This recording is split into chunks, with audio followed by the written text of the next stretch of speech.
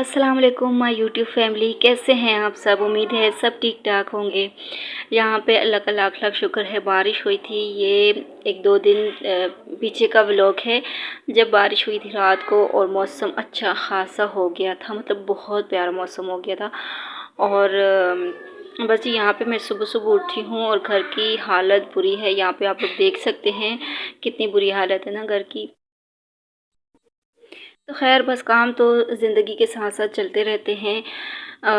बस ये है कि मौसम अच्छा हो तो फिर इंसान जो है आराम से सारे काम वाम कर सकता है। बहुत सख्त गर्मी और बहुत सख्त सर्दियों में काम नहीं होते।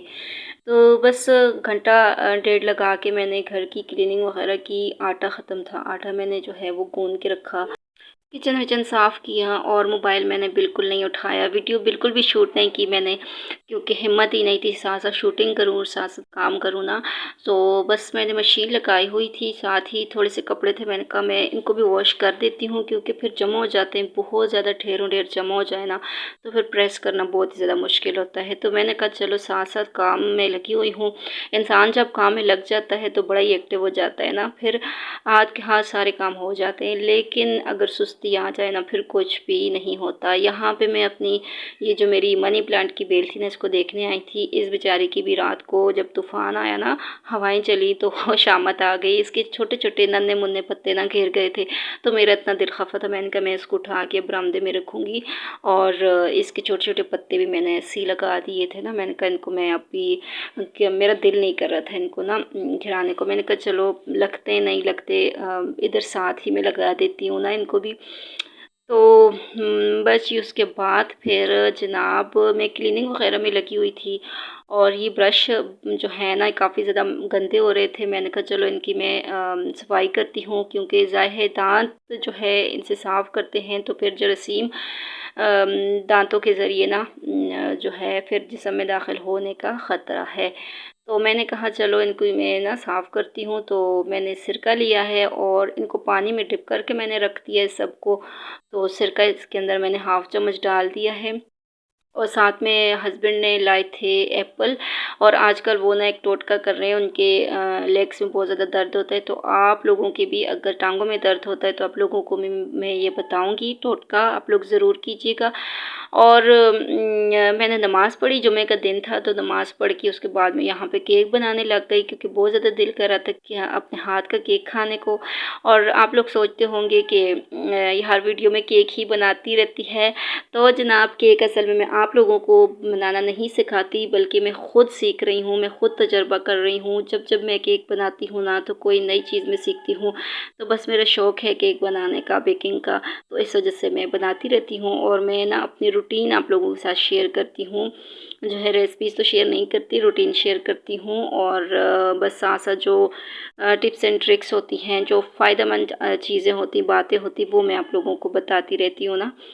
तो एप्पल का मैं ये कह रही थी कि अगर आप लोगों की टांगों में भी दर्द होता है तो ऐसा कीजिए कि एप्पल जो है वो छिलका उतार के बारीक बारीक काट के दूध में डाल के रात को रख दीजिए ना, और सुबह वो एप्पल खा लीजिए। और दूध भी साथ ही, मतलब वो एप्पल जो है ना वो दूध को सोख कर लेगा। तो बस वो एप्पल खा लीजिए और दूध भी जो बच जाएगा वो पी लीजिए।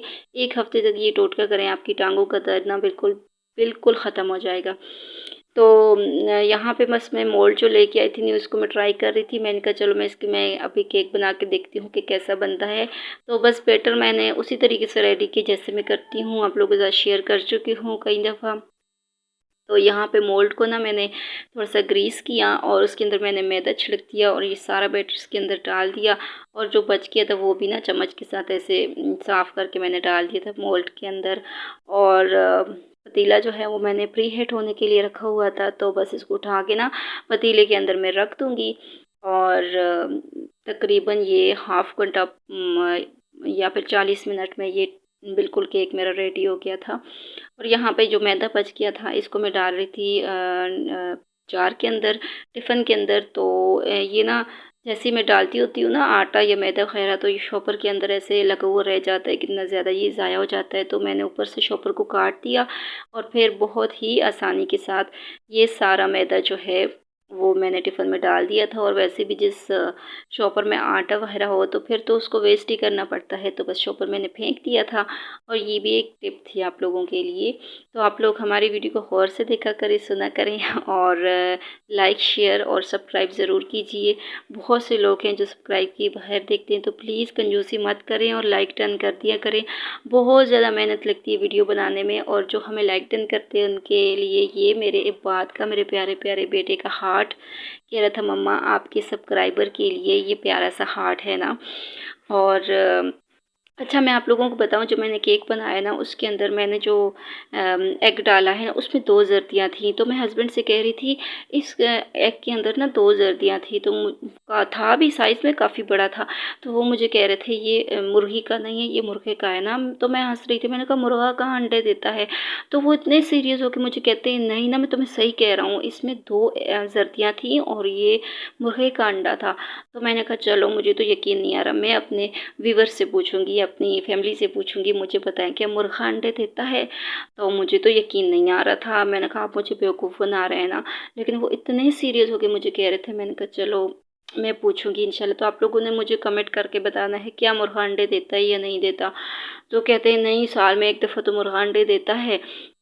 तो मैंने कहा चलो, मैंने ये केक ना मुर्गे के अंडे का बनाया है। तो साथ में मैंने टी वगैरह बना ली थी और यहाँ पे रेयान सो के उठा था, तो केक देख के ना काफ़ी ज़्यादा खुश हो गया था। तो रेयान को मैंने चाय दी और साथ में केक वगैरह फिर दिया, उसने खाया और खूब इंजॉय किया। और यहाँ पे एक और टिप है आप लोगों के लिए, आजकल ना गर्मियों का मौसम है तो काफ़ी ज़्यादा लोगों की स्किन पे ऐसे एलर्जी सी हो रही है ना, चमड़ा हटता है खुश्क होके। तो ये वाली एलर्जी अगर आप लोगों पर भी है तो ये वाला टोटका आजमाएं ज़रूर।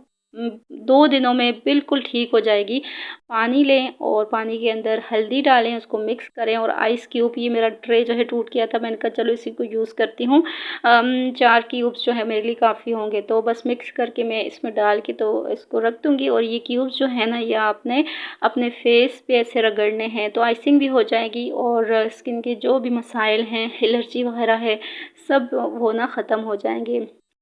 तो बस उसको रख के वो काम करने के बाद फिर मैं छत पे आके मैंने कहा जल्दी से कपड़े जो मैंने सुबह वॉश किए थे ना उनको मैं उतार देती हूँ। छत पे मैंने सारे डाले थे, कुछ तो मैं उतार चुकी थी और कुछ मैं अभी उतार रही हूँ। तो बस यहीं तक थी मेरे आज के रूटीन। वीडियो अच्छी लगी तो लाइक कर दीजिए। अल्लाह हाफ़िज़ जी, बाय बाय।